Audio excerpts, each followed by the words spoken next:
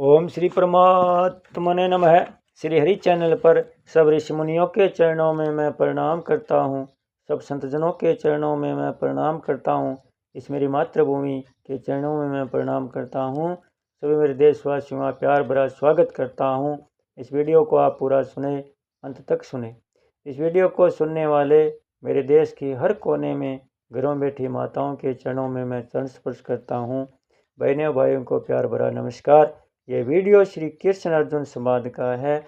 जब महाभारत युद्ध में अर्जुन धर्म संकट में था, तनाव में था, चिंताओं से घिर गया था, कोई निर्णय नहीं ले पा रहा था, थर थर काँप रहा था, मुख सूखा जा रहा था, गांडीव धनुष हाथ से गिर रहा था, तब भगवान की शरण में गया और भगवान ने उन्हें गीता का उपदेश दिया, धर्म संकट से बाहर निकाला और अंत में विजयश्री का ताज पहना। इसलिए वीडियो सुनने मात्र से मानसिक तनाव, चिंताग्रस्त, शारीरिक तनाव से मुक्ति मिलेगी। इसलिए आप सब श्रोतागण से मेरी विनती है, इस सुप्रभात में पुण्य का भागीदार बनकर जन कल्याण में अपना सहयोग देवे। वीडियो को ज़्यादा से ज़्यादा शेयर करें, सब्सक्राइब करें और लाइक करें। अब आगे क्या कह रहे हैं भगवान? कह सिद्ध भगत के लक्षणों का दूसरा प्रकरण, जिसमें 6 लक्षणों का वर्णन है, आगे के श्लोक में आए। यशिमानो दविजते लोको लोकानो दविजते चय हर्षामरस भयो दवे गिर मुक्तो सच में प्रिय। जिससे कोई भी प्राणी उद्विग्न क्षुब्ध नहीं होता और जो स्वयं भी किसी प्राणी से उद्विग्न नहीं होता, तथा जो हर्ष, अमरस, ईर्ष्या, भय और उद्वेग, हलचल से रहित है, वह मुझे प्रिय है। व्याख्या।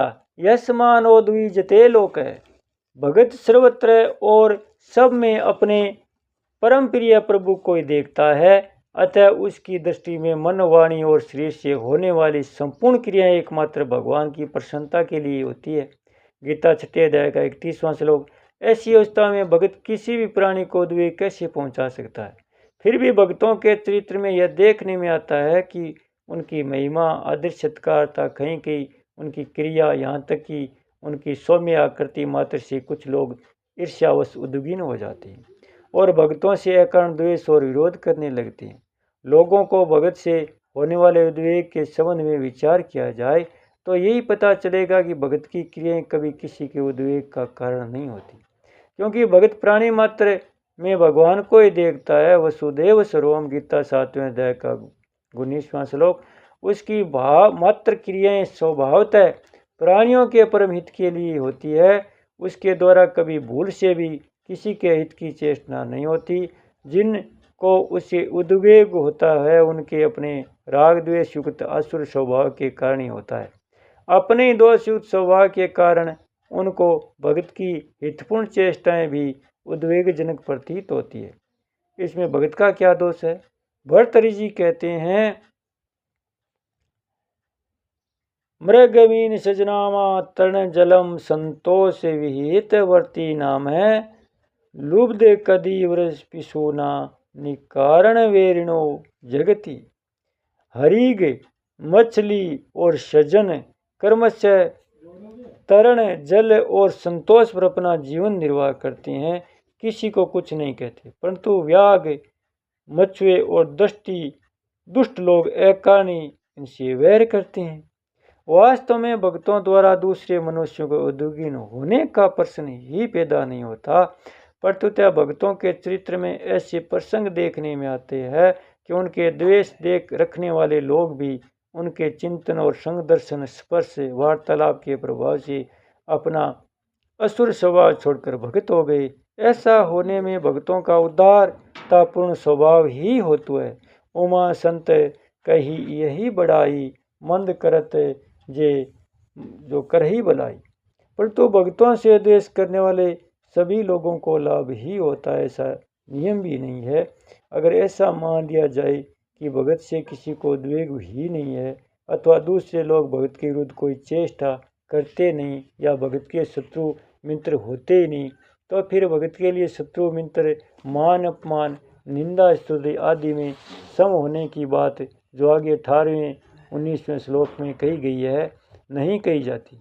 तात्पर्य है कि लोगों को अपने असुर स्वभाव के कारण भगत की हितकर क्रियाओं से भी उद्वेग हो सकता है और ये बदले की भावना से भगत के विरुद्ध चेष्टा कर सकते हैं तथा अपने को उस भगत का शत्रु मान सकते हैं। परंतु भगत की दृष्टि में न तो कोई शत्रु होता है और न किसी को उद्विग्न करने का उसका भाव ही होता है। लोकांद्विजते चाहिए, पहले भगवान ने बताया कि भगत से किसी प्राणी को उद्वेग नहीं होता और उपयुक्त पदों से यह बताते हैं कि भगत को खुद भी किसी प्राणी से उद्वेग नहीं होता। इसके दो कारण हैं। नंबर 1, भगत के शरीर, मन, इंद्रियां, सिद्धांत आदि के विरुद्ध भी अनिच्छा या प्रेच्छा से क्रियाएं और घटनाएं हो सकती है, परंतु वास्तविकता का बोध होने तथा भगवान में अत्यंत प्रेम होने के कारण भगत प्रेम इतना निगमन रहता है कि उसको स्रोत और शब्द में भगवान की दर्शन होते हैं।